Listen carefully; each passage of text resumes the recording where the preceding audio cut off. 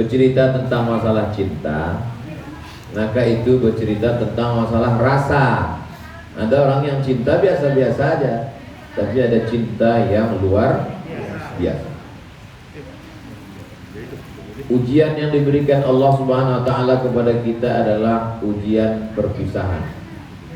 Saya diuji dengan berpisah dengan emak saya. 11 tahun saya jaga. Pulang saya dari Mesir, suruhnya lagi saya sekolah. Pergi saya ke Maroko, kata dia sesudah itu baliklah kau. Aku sudah tua. Akhirnya saya pulang 2008. Meninggal dia 2019. 11 tahun. Sampai hari ini, sejak Maret 2019, sekarang sudah September 2021, lukanya tak hilang. Dulu saya anggap dengan berjalannya waktu, dengan berjalannya hari berganti, pekan-pekan menjadi bulan-bulan, menjadi tahun, luka hati ini hilang. Tak hilang. Jadi kalau ada orang mengatakan keluarga kita meninggal, ayah kita meninggal, mak kita meninggal, saudara kita meninggal, kata dia luka itu akan hilang dengan kematian. Mungkin menurut dia iya, tapi menurut saya tidak. Luka ini hanya akan hilang nanti setelah bertemu di surga. Amin. Mudah-mudahan kita semua masuk surga tidak pakai transit. Amin. Saya ke Samarinda ini transitnya 2 kali. Pertama Cengkareng, habis itu Balikpapan, habis itu Tenggarong, habis itu baru sampai kemari. Saya berharap nanti waktu mati tak pakai transit, langsung masuk ke surga. Di surga itulah nanti kita baru berjumpa dengan Pak almarhum Sarapik bin Bedu. Barulah hilang luka hati kita. Lalu sementara kita masuk surga itu apa yang bisa kita lakukan? Tidak ada yang bisa kita lakukan kecuali sabar. Sabar itu artinya menahan. Yang ditahan itu mana? Yang ditahan itu 3. Pertama, mulut. Yang kedua, tangan. Yang ketiga, hati. Mulut bisa ditahan. Asal nampak saya ada emak-emak. Berapa umur makcik? 80. Dalam hati saya, kenapa emakku baru 70 dan meninggal?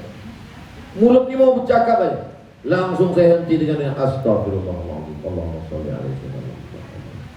Berbisik-bisik di dalam. Datang saya bertamu ke rumah jamaah, ke rumah kawan saya. Umur ibu berapa? 85.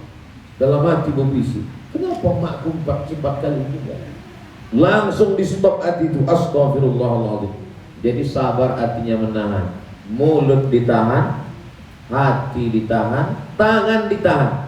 Tak boleh tangan memukul-mukul pipi, mencakar-cakar. Karena orang Arab dulu ketika dia menerima kematian, laisa minna man darabal hudud, orang yang memukul-mukul pipi, wasaqqal juyub, merobek-robek kantong. 3 cuman yang bisa kita tahan. Mulut, hati, tangan. Tapi ada yang tak bisa kita tahan. Apa dia? Air mata. Siapa yang bisa menahan air mata? Tak bisa. Yang bisa menahan air mata, buaya pun tak bisa menahan air mata. Walaupun dibilang air mata, tak bisa dia tahan air mata. Makanya ketika ada seorang perempuan menangis, marah Umar bin Khattab. Jangan menangis, kata Umar bin Khattab. Apa kata Nabi? Da'hunna, biarkan mereka, Umar. Ketika anak Nabi meninggal namanya Ibrahim, menangis Nabi, keluar air matanya. Lalu kemudian sahabat bertanya, tapi kau mengatakan kalau ada keluarga meninggal kita mesti riba, mesti sabar. Kenapa kau menangis ya Rasulullah? Amat tarda ya Rasulullah? Kau tak ridha ya Rasulullah? Kata Nabi, aku ridha. Kalau ridha kenapa menangis? Air mata tetesan kasih sayang. Jadi sampai hari ini Ustaz masih menangis walaupun sudah 2 tahun meninggal, masih menangis. Kenapa sekarang Ustaz tak menangis? Kalau sekarang aku menangis, siapa yang ceramah?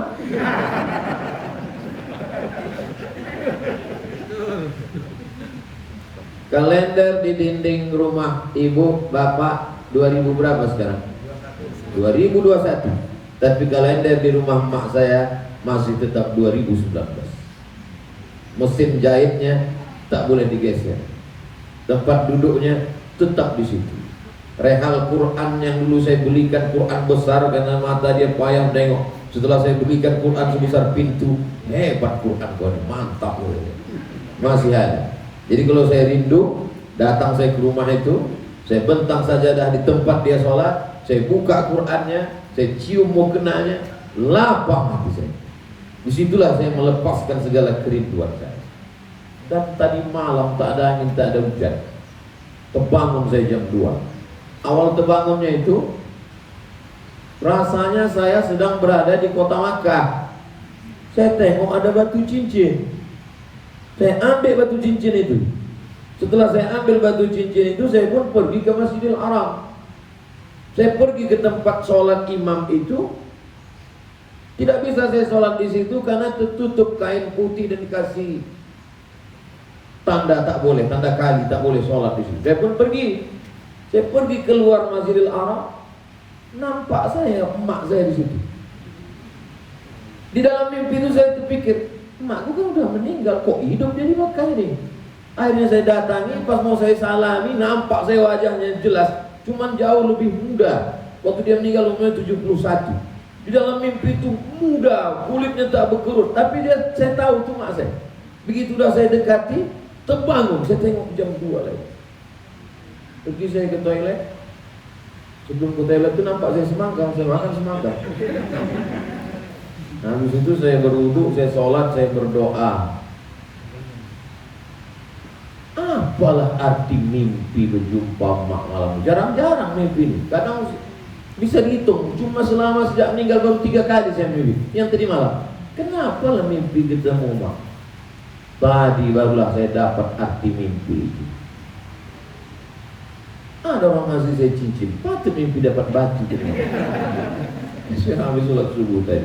Oh, itu artinya. Terus kenapa ketemu dengan mak saya? Rupanya tadi dikasih tahu, Ustaz, ceramah ini tentang emak kami. Oh, itu artinya rupanya ceramah. Ada orang di rumah ini yang sangat sayang dengan emaknya. Allah Ta'ala ingin menegur saya. Seakan-akan Allah mau ngasih tahu, kau pikir kau aja yang sayang, ada orang lain lebih sayang dari kau. Jadi sabar ini ngomongnya aja.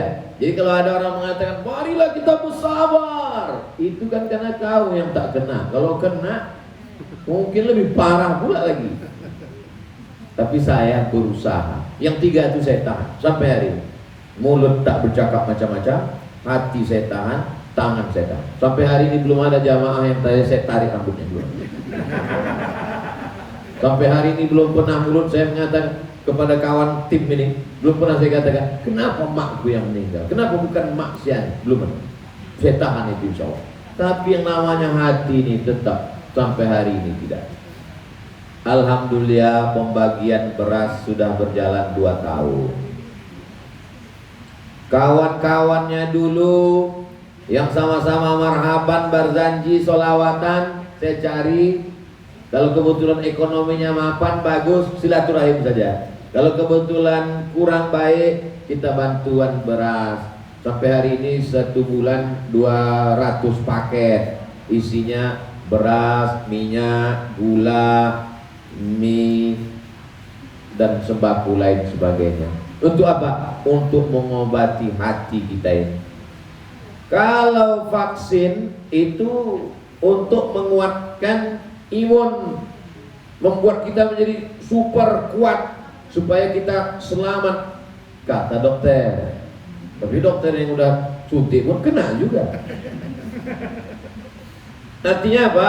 Tidak ada orang yang kebal. Lalu bagaimana dengan sakit hati kita ini? Apa obatnya? Sakit hati ini obatnya yang pertama adalah ridho. Apa nama obatnya? Ada orang mengatakan ikhlas. Selalu tuh saya tonton di TV. Ya udahlah kita ikhlaskan aja. Ikhlas itu sholat ikhlas karena Allah, sedekah ikhlas karena Allah, itu ikhlas. Kalau menerima takdir Allah yang tepat itu bukan ikhlas, tapi ridho. Tapi kan udah terlanjur ikhlas, ya udahlah teruskan aja tak apa. Itu namanya terlanjur ikhlas. Ada amal yang lebih hebat daripada jihad, lebih hebat daripada baca Quran, lebih hebat daripada haji, lebih hebat daripada bangun masjid. Bangun masjid duit keluar, jihad darah keluar, melahirkan anak mati taruhannya. Tapi ini amal nih lebih hebat dari segalanya. Apa itu? Ridha menerima takdir Allah Subhanahu wa ta'ala. Inilah yang paling berat. Saya sampai hari ini belum sanggup. Ustaz belum sanggup menerima takdir Allah, belum. Kematian mak saya itu sampai ini belum puas saya membawa dia jalan-jalan. Kenapa dulu aku tak liburan seminggu? Kenapa tak aku bawa dia umrah setahun 2 kali? Kenapa? Selalu. Jadi sampai hari ini saya belum ridha. Terus kalau belum ridha, kenapa Ustaz ceramah? Aku cerita aja. Menceritakan tentang apa yang ada dalam hati belum. Jadi kalau ada orang mengatakan, marilah kita ridha menerima takdir Allah, menceramahkannya yang mudah, menggerakkan lidah yang mudah. Tapi menerima takdir Allah itu berat luar biasa. Padahal saya yang berceramah. Takdir sudah dituliskan di Lauhil Mahfuz 50.000 tahun sebelum Allah menciptakan langit dan bumi. Sebelum ada langit, sebelum ada bumi, sebelum ada manusia, Allah sudah menulis takdir. 50.000 tahun Allah sudah menuliskan takdir bahwa kau Abdul Somad akan kehilangan ibumu di saat usiamu 42 tahun. Walaupun jamaah banyak yang menduga saya 24 tahun. Hah? Kalau 17 itu periksa mata dulu. Tapi tak bisa. Saya sebagai hamba Allah yang dhaif, yang lemah, kalau berceramah di tengah lapang menggelogar, berani Ustaz ceramah di tengah stadion 200.000 orang, di depan menteri, depan pejabat, depan gubernur, berani insya Allah. Tapi menerima takdir Allah ini berat. Sampai hari ini sudah 2 tahun sekian bulan baru berusaha menuju ridha. Beban ini berat, tapi insya Allah kalau kita bagi bersama, ringan beban sama dipikul insya Allah. Doakan saya supaya saya ridha menerima takdir Allah. Selama ini ibu berdoa, ya Allah lancarkan rezeki suamiku supaya aku bisa beli tas kulit, supaya bisa ganti gelang baru, rantai baru. Selipkan doa, jadikan Abdul Somad Ustaz kami itu bisa ridha menerima takdirmu ya Allah. Takdir kehilangan seorang ibu itu luar biasa. Aku meninggal aku biasa aja kata dia. Enggak sama bro. Mungkin kau sekedar jumpa, habis itu dititipkannya kau ke kaleng susu. Ibuku tidak begitu. Disekolahkannya saya, dibawakannya ke pesantren guru mengaji, dimasakkannya pulut kuning, dikasihnya pakai kelapa coklat di atas, diserahkannya ke guru mengaji. Sampai ketika usianya 70 saya bilang, "Ma, aku mau S3 ke Sudan. Nanti kalau aku ke Sudan ini, mak tinggal sendirian di rumah ini. Saya mau ngetes aja sebetulnya, mana mungkin saya tinggalkan dia sendiri.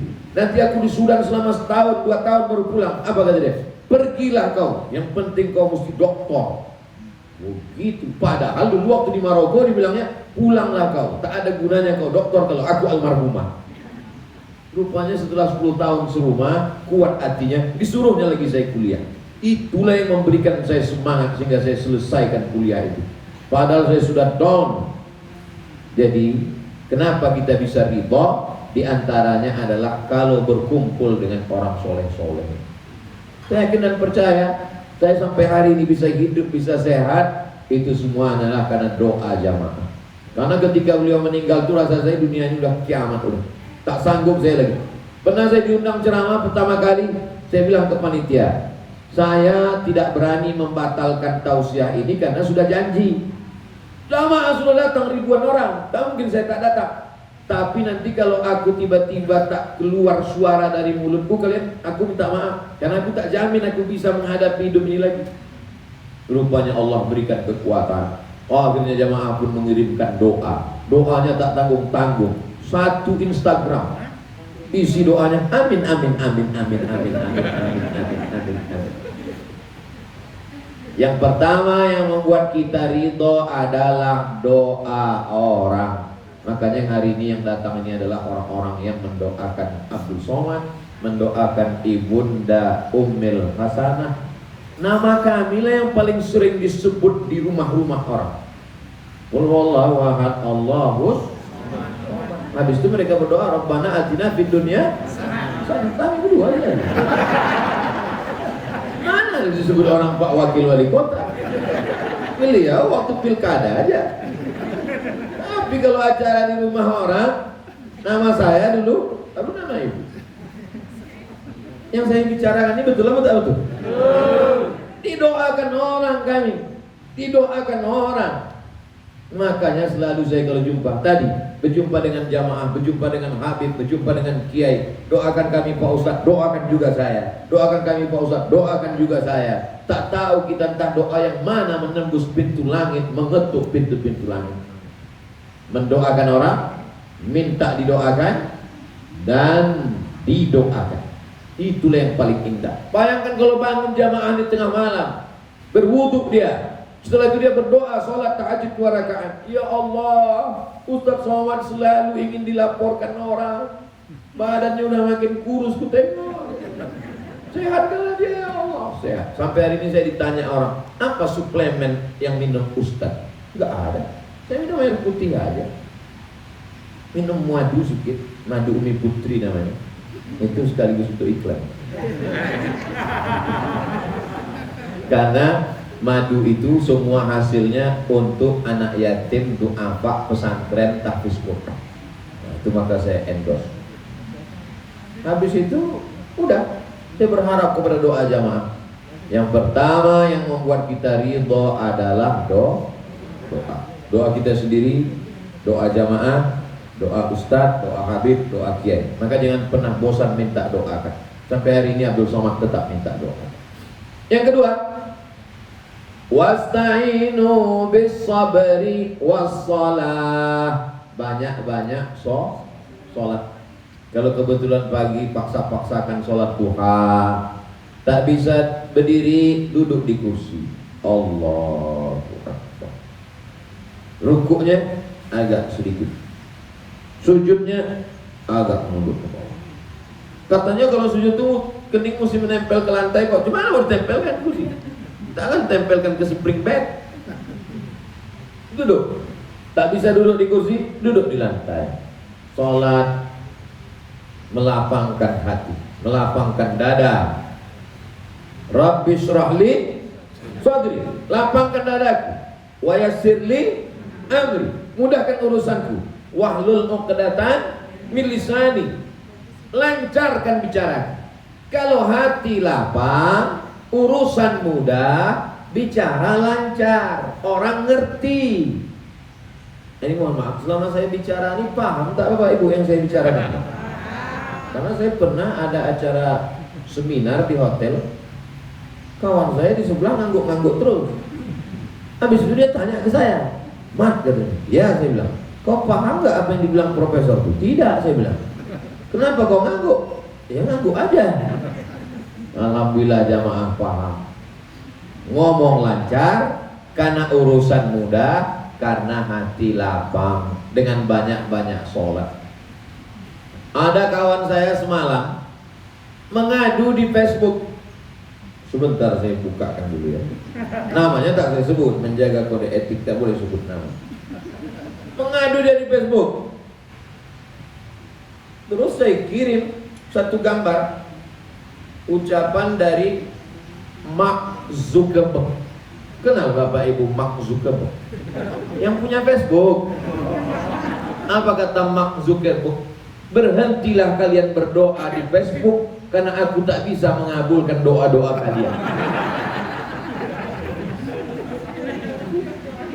Jadi saya tengok dia berdoa di Facebook, saya takut komen di situ. Kalau saya komen di situ dia jadi rame. Saya screenshot, saya kirim ke dia. Lalu saya kirimkan ini, berhentilah kalian berdoa di Facebook, karena aku tak bisa mengabulkan doa kalian, karena aku CEO dan aku bukan Tuhan. Habis itu dibalasnya kiki.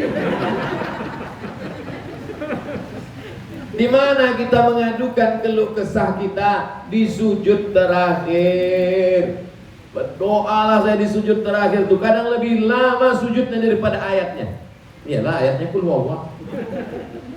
Sujud sampai terasa saya basah sajadah itu. Loh, banyak betul air mata. Rupanya kurang kering jemurnya tadi siang.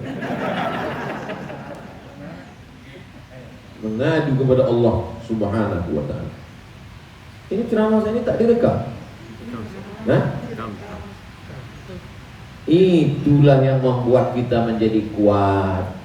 Inna sanulqi alaika qawlan thaqila. Banyak-banyaklah kau sholat malam, karena kami akan memberikan kepada engkau kalimat yang berat. Ini dinding ini berat, atap ini berat, lampu ini berat semua. Karena ini berat maka perlu pondasi yang kuat. Kalau tidak roboh, pondasi yang kuat itu adalah sholat, bukan sholat. Sujudnya lama-lama, tak bisa sholat duduk di lantai di kursi, sholat. Sampai hari ini saya kalau sedang susah hati saya sholat. Saya mau mengadu kemana? Kalau jamaah bisa ngadu ke saya. Kalau saya tak mungkin saya adukan ke jamaah. Jamaah aku sedang susah hati. Ustadz kami mau datang ngadukan kesusahan kami. Jadi betul nama saya itu tak salah pilih. Abdul Somad. Qul huwallahu ahad, Allahus Somad. Dulu waktu saya kecil, selalu saya baca terjemah itu. Katakanlah Allah itu esa, Allah tempat bergantung. Saya tanya, mak, Allah tempat bergantung itu apa maksudnya? Pokok kayu itu apa? Kau nanti banyak orang bergantung ke kau. Mungkin orang tak bergantung duit ke saya, mungkin orang tak bergantung, tapi banyak orang menceritakan kesulitan, kesusahannya. Banyak orang mengadukan. Lalu kalau saya mengadunya kemana? Tak ada tempat mengadu kecuali la ilaha illallah. Makanya sempat-sempatkan. Tak sempat jam 2 malam, sejam sebelum sholat subuh, mandi segar. Setelah itu mengadulah kepada Allah. Pertama sholat wudu, usolli sunnatal wudu raka'ataini lillahi ta'ala, Allahu akbar. Ayatnya terserah. Habis sholat sunat wudu, sholat sunat taubat, usolli sunnatat taubat raka'ataini lillahi ta'ala. Di sujud terakhir itu mengadu kepada Allah. Ustadz kan sekolahnya di Arab. Oh ya, di Mesir Arab, di Maroko Arab, di Sudan Arab. Tapi sampai hari ini kalau saya mengadu tetap pakai bahasa Melayu. Ya Allah, aku sedang susah hati ya Allah. Tapi tak saya ucapkan dalam hati, karena kalau diucapkan pakai bahasa Melayu batal sholat. Tapi ketika sendiri tengah malam, kalau ketika ada jamaah, dah. Karena kalau di tengah jamaah, ya Allah aku sedang susah hati ya Allah. Ditanya jamaah, masalah apa Pak Ustaz? Minta kepada Allah Subhanahu wa ta'ala. Idza sta'anta fasta'in billah. Kalau bumi ini, makhluk yang ada di atas tanah ini sudah tak ada satupun lagi yang mau mendengar engkau, maka berbisiklah ke tanah. Insya Allah malaikat-malaikat di langit akan menurunkan rahmat dari Allah Subhanahu wa ta'ala. Yang pertama, doa orang. Yang kedua, sholat. Yang ketiga, melepaskan kesulitan orang lain. Ini akan melapangkan hati. Cari warung di kampung yang kira-kira di kampung itu ada orang yang malu keluar rumah karena utangnya paling banyak. Assalamualaikum Pak tukang warung. Ya, siapa kira-kira di kampung ini yang malu keluar rumah karena utangnya banyak, sudah tak datang lagi kemari beli beras? Kata Pak tukang warung, hampir semuanya udah begitu. Karena PPKM. Tapi tentu tidak semua. Kita cari yang orangnya sholat, yang orangnya soleh, yang orangnya baik, yang orangnya santun. Kita bayarkan utangnya tanpa dia tahu. Sehingga nanti ketika dia datang bawa uang mau bayar utang, Assalamualaikum Pak Warung, ya alhamdulillah saya sudah ada duit mau bayar utang. Apa kata yang tukang warung? Utangmu sudah dibayarkan kemarin, ada orang kemari saya tak tahu. Saat itu dia berdoa, disitulah rahmat Allah Subhanahu wa ta'ala turun. Kemarin waktu dari Pekanbaru rambut saya ini panjang. Lalu kemudian saya minta carikan tukang pangkas sama Ustaz Atta. Tolong carikan tukang pangkas yang tempat pangkasnya paling jelek. Kelilinglah kami di Balikpapan. Rupanya di Balikpapan itu tukang pangkas sudah pakai AC semua. Barbershop, pakai AC cantik. Hampir setengah jam keliling tak dapat. Akhirnya dapatlah tukang pangkas kayu, tidak pakai AC. Kelihatannya abang ini sudah lama tak dapat pelanggan karena duduknya santai. Pasrah. Pasrah tapi tak rela. Masuk kami ke dalam pangkas, Uya pun terkejut. Ditanya sama Ustaz Atta, kenal abang sama ini? Macam-macam kenal, tapi saya takut salah nanti malu, kata dia. Masya Allah, diiklankan di Instagram. Sampai hari ini kita cek dulu ya, berapa komen orang sudah.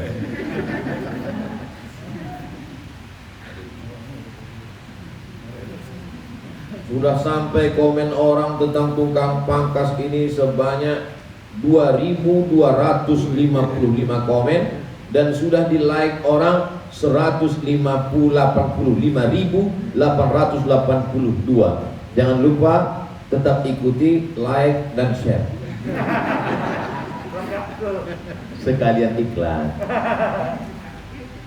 Cara supaya hati kita lapang adalah cari orang paling susah, terlilit utang, tidak makan, kesulitan, tolong dia. Kalau bisa dia jangan sampai tahu. Maka dia berdoa kepada Allah. Mungkin doa dia untuk diri dia tak terkabul, tapi doa dia di saat hatinya lapang. Idkhalus surur fi qulubil mu'minin, memasukkan ketenangan ke dalam hati orang yang beriman. Yang pertama doa, yang kedua perbanyak sholat sunat, yang ketiga lepaskan. Mana dalilnya? Man yassara an mu'sirin, siapa yang melepaskan kesusahan orang, maka Allah lepaskan pula dia dari kesusahan. Kesusahan kita bukan masalah duit, kesusahan kita bukan masalah keluarga, kesusahan kita adalah kesusahan karena hati dan lain sebagainya. Yang Ustaz ceritakan ini apa? Tentang diriku sendiri, tentang keadaan saya setelah ditinggal almarhumah ibu saya. Begitulah cara saya menjalani. Berdoa, minta doa, didoakan, sudah. Sholat, minta pagi, malam, doa, tahajud, witir, sudah. Melepaskan orang sesuai kemampuan kita dari kesulitan, sudah. Apalagi yang perlu kita lakukan? Memperbanyak zikir. Karena Allah berjanji, ala bizikrillahi tatmainnul qulub. Dengan banyak berzikir hati menjadi tenang. Ada Habib mengatakan banyak-banyak subhanallah.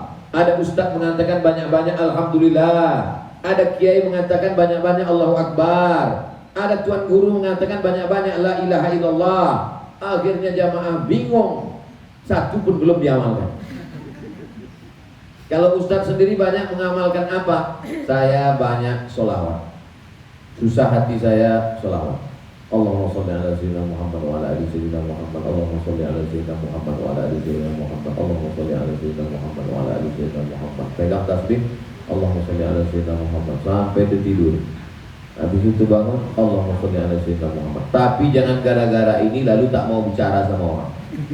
Apa kabar Ustaz? Allahumma sholli ala sayyidina Muhammad. Assalamualaikum warahmatullahi wabarakatuh. Jamaah sekalian yang saya hormati, Allahumma sholli ala sayyidina Muhammad wa ala ali sayyidina Muhammad. Ada masanya bicara, ada masanya bersolawat. Saya selalu memperbanyak solawat, karena dengan solawat itu kita sedang menghubungi Nabi Muhammad SAW. Kita sedang miss call dia, karena kita tak sanggup langsung kepada Allah. Siapa kita dengan segala dosa kita? Maka kita minta syafaat kepada dia. Allahumma sholli ala sayyidina Muhammad wa ala ali sayyidina Muhammad. Allahumma sholli ala sayyidina Muhammad wa ala ali sayyidina Muhammad. 100 kali bagus, 200 kali mantap, 1000 kali apalagi. Semua waktu kita isi dengan sholawat. Itulah yang paling utama. Innallaha wa malaikatahu yusalluna ala nabi. Ya ayyuhalladzina amanu sallu alaihi wa sallimu taslima. Sholawat, sholawat, tak putus. Sampai hari ini tak putus. Mau tidur malam, sholawat. Di dalam perjalanan nanti mau jumpa dengan jamaah, sholawat. Nanti pulang dari sini dalam perjalanan, bersolawat. Di dalam pesawat, bersolawat. Allahumma sholli ala sayyidina Muhammad. Allahumma sholli ala sayyidina Muhammad. Paling 2-3 kali sholawat, habis itu tidur. Sudah sampai, terbangun, sholawat. Mudah-mudahan sholawat itulah yang melapangkan hati kita insya Allah. Yang kelima, berjumpa dengan orang baik-baik. Jadi saya ketika awal-awal meninggal almarhumah itu, jadwal tuh saya penuhkan. Kajian subuh, kajian duha, kajian zuhur, kajian asar, kajian maghrib, kajian isya, kajian tahajud. Suatu hari saya kas 7 pengajian. Kenapa? Karena kalau saya ketemu dengan orang, hati saya lapang. Begitu saya sendirian, error. Jumpa lagi dengan orang, lapang. Begitu saya sendirian, datang setan. Maka ketemu. Sekarang mau dibuat 7 kali, tumbang. Tak sanggup. Maka kajian cuma 3 saja. Subuh, zuhur, nanti malam. Kecuali hari ini. Hari ini subuh, duha, zuhur, nanti malam. Maka untuk melapangkan hati adalah ketemu dengan orang. Sekarang banyak orang tidak ketemu dengan orang. Ketemu dengan laptop, ketemu dengan handphone, ketemu dengan game online, ketemu dengan PlayStation, ketemu dengan TV. Hanya akan menyusahkan hati saja. Ketemu dengan Pak Wakil Wali Kota, ketemu dengan Sohibul Baik, ketemu dengan Ibu Hajah Ummil Hasanah beserta seluruh keluarga, maka ini menenangkan hati. Saya simpul-simpulkan, saya rasa-rasa, saya pikir-pikir, yang 5 itulah yang membantu hati saya sehingga sampai hari ini saya masih sanggup untuk ceramah, yang masih membuat saya masih tegar, masih berharap. Tapi luka ini hanya akan sembuh satu, ketika nanti di surga bersama dengan ibunda, ayahanda, begitu juga dengan ibu, bapak semua. Saya yakin dan percaya kita pernah kehilangan orang-orang yang kita sayangi. Kita lakukan yang 5 ini. Adapun orang yang paling bertuah di rumah ini adalah anak-anak dari Ibu Hajah Ummil Hasanah. Kalianlah orang yang paling bertuah. Berapa banyak orang ingin berbakti kepada orang tua. Tadi malam Ustaz Abdul Somad, ibu saya sudah meninggal, saya sudah meninggal. Berapa banyak saya ketemu, masih muda, umur 30-an, tapi orang tua sudah meninggal. Saya pun termasuk, orang tua sudah meninggal, tak ada dua-duanya. Makanya kalau ada pengumuman di masjid, kepada seluruh yatim piatu harap daftar, hampir saya daftar. Tak ada lagi. Tapi anak-anak ibunda Hajah Ummil Hasanah, kalian orang paling beruntung, paling bertuah. Sekarang tidak bisa umrah ke Makkah, tak bisa berdoa di Multazam, tak bisa bersedih hati. Jangan sedih, karena ada doa yang makbul mustajab seperti doanya para nabi. Siapa itu? Doa ibu. Tinggal minta saja, senangkan hatinya, lapangkan pikirannya, buatkan dia bahagia, maka di begitu pula lah Allah akan membahagiakan kita. Ada satu dosa yang kalau kita lakukan di dunia dapat azabnya, di akhirat dapat azabnya. Apa itu? Durhaka kepada orang tua. Tapi memang yang paling enak mengadukan keluh kesah hidup kita adalah kepada orang tua. Segala permasalahan hidup kita lakukan, kita jalani, kita adukan kepada orang tua. Karena orang tua yang paling menjadi pendengar terbaik. Dia hanya menganggukkan kepalanya, tapi hatinya hancur bergotok. Saya alhamdulillah, karena saking banyaknya saya baca-baca, saya dengar-dengar, maka almarhumah emak saya dulu tak pernah saya adukan kesusahan saya. Apapun yang terjadi saya tahan sendiri. Kenapa? Karena itu hanya akan menyusahkan dia. Paling-paling saya selalu minta doa. Mak, aku mau pergi, doakan aku. Ya, aku sekarang sedang dalam masalah, doakan aku. Apa masalahnya? Ini terlalu berat, Mak, cukup aku saja. Itu semua untuk supaya Allah berikan kelapangan, ketenangan. Karena kita ini prinsipnya, kalau belum bisa membahagiakan, jangan sampai menyusahkan.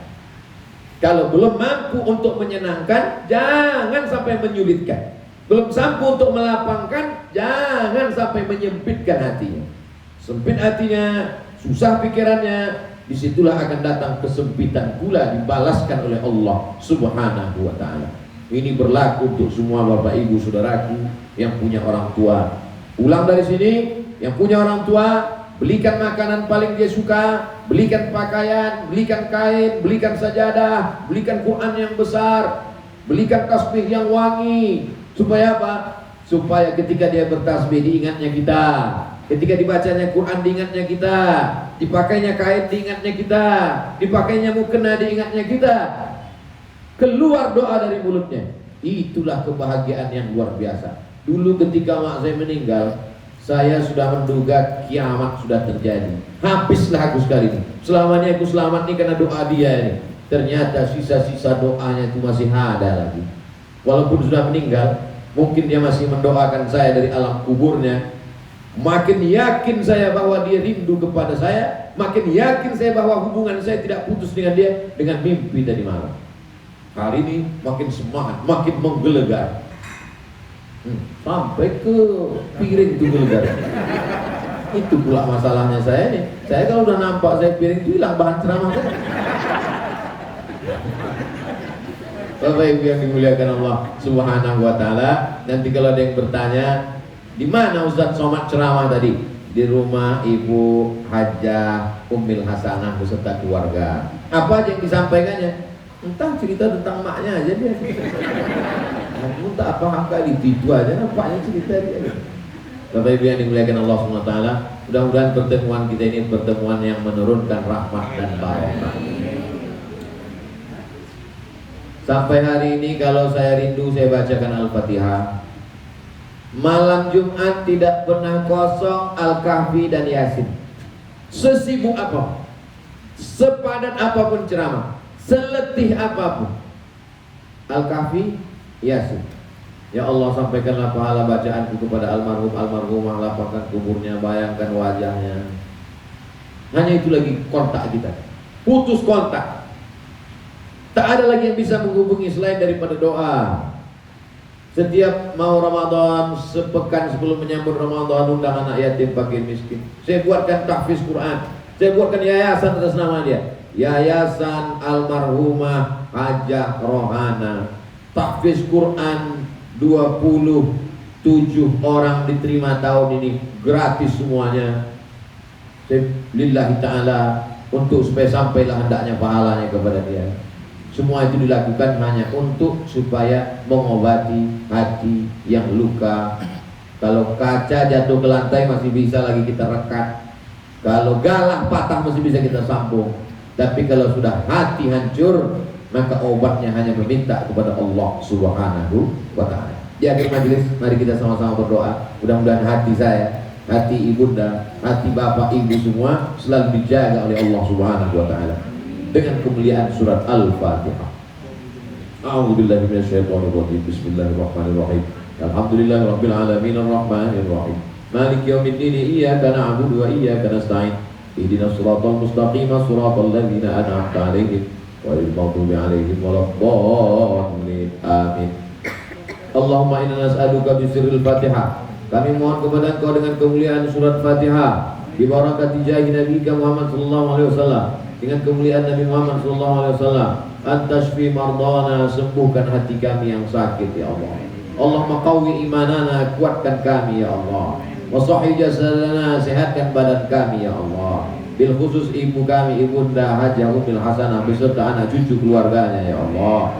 Allahumma ja'alna minal mutahabbina bijalalik. Jadikan kami ini orang-orang yang berkasih sayang di dunia, berkasih sayang di padang mahsyar, berkasih sayang sampai ke surga Jannatul Firdaus bersama Nabi Muhammad sallallahu alaihi wasallam. Rabbana fir lana dzunubana, ampunkan dosa kami, wa li abaina, ayah kami, wa li ummahatina, mak kami, wa li azwajina, pasangan hidup kami, wa li zurriyyatina, anak cucu keturunan kami, wa li ikhwanina, saudara-saudara kami yang berhadir di majelis ini ya Allah, wa li ikhwanina, saudara-saudara kami yang mengikuti tausiah pengajian ini ya Allah. Waliman sabaqana, yang sudah mendahului kami di alam barzah, lapangkan kubur mereka ya Allah, jadikan sebagai taman-taman surgamu ya Allah. Allahumma rzuqnal istiqamah, berikan kami istiqamah dalam lapang, dalam sempit, dalam susah, dalam senang, kami selalu istiqamah dalam la ilaha illallah Muhammadur Rasulullah sallallahu alaihi wasallam. Rabbana atina fid dunya hasanah wa fil akhirati hasanah wa qina adzabannar. Wa sallallahu ala sayyidina Muhammad wa ala alihi wa sahbihi wa sallam. Walhamdulillahi rabbil alamin.